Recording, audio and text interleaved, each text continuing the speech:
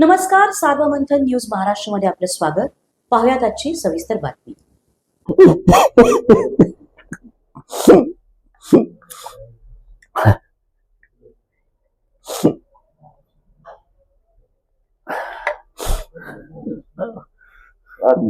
अतिशय दुःखद अशी ही घटना आहे. काय तुमचं? माननीय उपमुख्यमंत्री अजितदादा माझे मामे भाऊ, ते माझे आते भाऊ, मी त्यांचा मामे भाऊ. दादा तर माझं 11 वर्षाचं अंतर. पण ज्या खोलीत माझा जन्म झाला त्याच खोलीत त्यांचाही जन्म झाला. आणि मी स्वभावाने रागीट, ते थोडीशी स्वभावाने रागीट होते. पण तशा अर्थानं एक अत्यंत कार्यतत्पर आणि कुशल असं संघटक हा उपमुख्यमंत्री या नात्यानं आपल्या महाराष्ट्राला मिळाला होता. दादा गेल्यामुळे पवार कुटुंबियाची तर खूपच मोठी हानी झाली, परंतु आमच्या सर्व नातेवाईकांची सुद्धा प्रचंड मोठ्या प्रमाणावर हानी झाली. अजितदादा दुर्दैवानं कॉलेजला असताना त्यांचे वडील वारले. त्यावेळेस त्यांनी खूप कष्टातून दिवस काढले. गायांचा गोठा होता, सगळे कामं त्यांनी केले, स्वतः केले. नंतर पवार साहेब सीएम झाल्यानंतर आणि कॉलेज सुटल्यानंतर पवार साहेबांच्या आमदारकीचे सगळे कामं ते बघू लागले. आणि ज्या वेळेस मी जायचो त्यावेळेस काही ना काही गोष्टी व्हायच्या. अनेक गोष्टी अशा मला आठवतात. मी सुरुवातीला ज्यावेळेस त्यांच्याकडे जायचो त्यावेळेस भाऊ, मी आमच्याकडे रस्ते मी सगळे हॉट मिक्सने केलेले आहेत. सगळे हॉट मिक्सने करायचं ठरवलेलं आहे.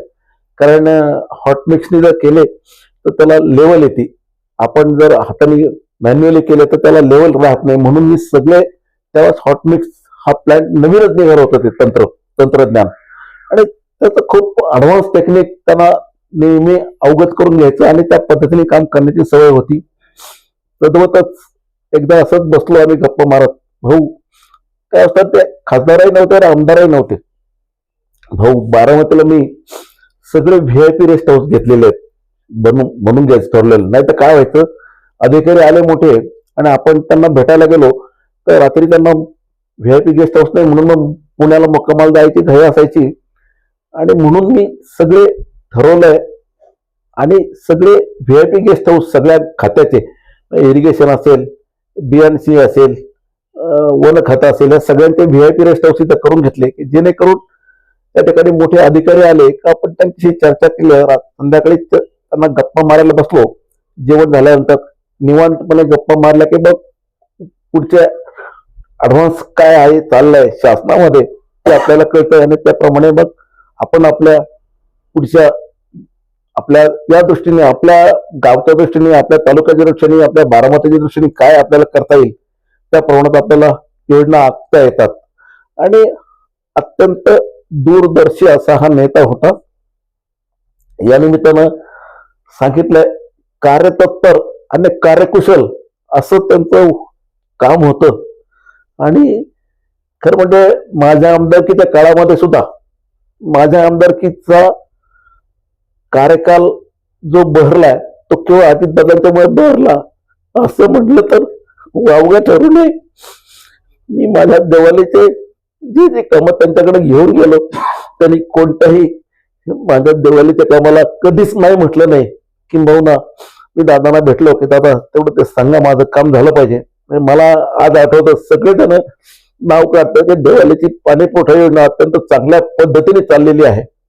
17 कोटी 60 लाख रुपयाची योजना मला 11 कोटी लागत होते. दादांच्या बालपणीच्या काय आठवणी आहे त्याचं इथे येणं? खरं तर 6 महिन्यापूर्वी दादा इथे आले होते. कसं त्यांचं बालपण गेलं आणि देवाल्याशी कसा त्यांचा घरोबा राहिलाय? काय दादा त्यांचा मेळावा होता म्हणून इथे आले होते आणि माझं नुकतंच त्यावेळेस ऑपरेशन झालं आणि दादांना थोडंसं उशिरा कळल्यामुळे मी पुण्यात असूनही दादांना भेटता आला नाही. दादांना उशिरा कळल्यामुळे त्यांची माझी भेट होऊ शकली नाही. तर बारामतीचे आपल्या राहुरीला जो मेळावा घेतला त्यांनी, त्यात मेळाव्यात त्यांनी जाहीर केलं की माझ्या मोठ्या भावाचं ऑपरेशन झालंय मला त्याला भेटता नाही आलं आणि म्हणून तुम्ही आता कोणी देवळाला येऊ नका. मी आता त्या माझ्या मोठ्या भावाला भेटायला जाणार आहे आणि भेटून नंतर परत जाणार आहे. आपण कोणी माझ्याबरोबर येऊ नका. आणि सातत्यानं म्हणजे मला आठवतंय तर त्यांनी सांगून ठेवलेलं असायचं, एक तर बारामती आणि देवळाली अशा 2 ठिकाणी त्यांनी त्यांचे सगळे पीए किंवा जे बॉडीगार्ड आहेत त्या सगळ्यांना सांगून ठेवलं होतं की बा तुम्ही बारामतीला असताना पण दादांच्या बरोबर कोणी बॉडीगार्ड समोर दिसायचे नाही त्यांच्या. तसंच इथे पण देवळालीला होतं. देवळालीला बॉडीगार्ड आजूबाजूला असायचे पण त्या समोर कोणी दिसायचं नाही किंवा जवळ कोणी थांबायचं नाही. त्यांनी सांगून ठेवलं होतं देवळाली माझा आजू आहे, मी सगळ्यांना या ठिकाणी ओळखतो, ते सगळे मला ओळखतात, त्यामुळे इथे मला काहीच भीती नाहीये. देवळालीच्या सगळ्या गल्लीबोळं मला माहित आहे. आणि या निमित्तानं त्यावेळेस मामांचं गाव म्हणजे पूर्वी मामांच्या बद्दल खूप आत्मीयता होती, प्रेम होतं. आणि म्हणून आमचे खरं म्हणजे वडील 4 भाऊ आणि 4 बहिणी, त्यावेळेस आम्ही सगळेजण उन्हाळ्याच्या सुट्टी असेल, दिवाळीची सुट्टी असेल, मोठ्या सुट्ट्या असायच्या, त्या सगळ्या सुट्ट्यामध्ये देवळालीला यायचे. सगळेच आमचे मामे भाऊ आणि आमचे आत्ते भाऊ हे सगळे आम्ही एकत्र मिळून खूप दंगा करायचो, खूप मजा करायचो. विट्टी दांडू खेळणं, लगोरी खेळणं, सूरपारंब्या खेळणं हे खेळ असायचे आमचे. आणि सगळेजण आम्ही एकत्र खेळायचो आणि प्रचंड तशा तर सुट्टी म्हणजे आमचा धिंगाणा असायचा. आणि प्रत्येक सुट्टीमध्ये दादा या ठिकाणी यायचे. दादा किंबहुना म्हणजे सगळेच मामे भाऊ या ठिकाणी यायचेच. या निमित्तानं एक गोष्ट मला आठवती. दादा लहान होते, आमच्या आत्याबाई डिलिव्हरी करता आल्या होत्या आणि दादांच्याकडनं दादा वरती बसले होते जिन्यावर, आमच्या आत्याबाई खाली होत्या. त्यांच्या डोक्यात अजितदादांच्याकडनं वीट पडली. त्या डिलिव्हरी करताच इथे आल्या होत्या. वीट पडली आणि 8-10 दिवसांनी त्या आमच्या आत्या डिलिव्हरी झाली. त्यांना सगळ्यात शेवटची डिलिव्हरी होती त्यांची. तर दादा लहान असल्यामुळे असा कुठला विषय चालला महिलांचा का बाई गेला मूल होत नाही, मूल होत नाही. मग त्यांना दादा सांगायचे त्यांच्या डोक्यात वीट टाकू मी लगेच मूल होत. असं त्यांना त्या म्हणजे लहान असल्यामुळे त्यांना वाटायचं की बाबा मी वीट टाकली म्हणून आईला बाळ झालं.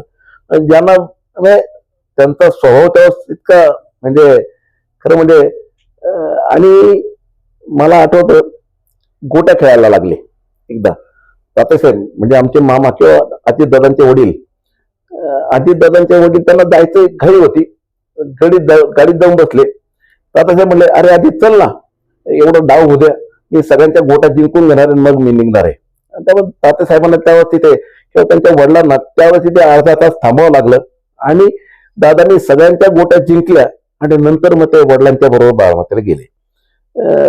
पहिल्यापासूनच अजितदादांचं काम स्वच्छता असेल किंवा कोणत्याही गोष्टीत जर बघितलं आपण तर दादा पूर्ण त्याची माहिती घेणार, सगळी माहिती घेऊनच ते त्यात उतरणार. किंबहुना आपण मनावर घेतलेलं काम कसं योग्य आणि यथोचित पार पडेल याचीच त्यांना काळजी असायची आणि त्याप्रमाणे ते सगळ्यांना तशा सूचना द्यायचे. आणि म्हणून अजितदादांचा तशा अर्थानं आपल्या या महाराष्ट्रामध्ये एक वेगळा दबदबा होता. त्यांनी सांगितलेलं काम सगळे अधिकारी अत्यंत उत्कृष्टपणे करायचे आणि त्याचाच परिणाम म्हणून आपण बघतोय आज अजितदादांचे इतकं धाडसी कर्तृत्ववान तशा अर्थानं नेतृत्व नाही असं म्हटलं तर वावगं ठरू नये. दुर्दैवानं ते आज आपल्यातनं गेले. नातेवाईकांच्या वतीनं मी अत्यंत दुःखद अंतःकरणाने त्यांना श्रद्धांजली अर्पण करतो आणि परमेश्वरानं त्यांच्या जवळ त्यांना जागा द्यावी अशी नम्र विनंती प्रार्थना परमेश्वर चरणी करतो. सार्वमंथन न्यूज महाराष्ट्राला लाईक करा, शेअर करा, सबस्क्राईब करा.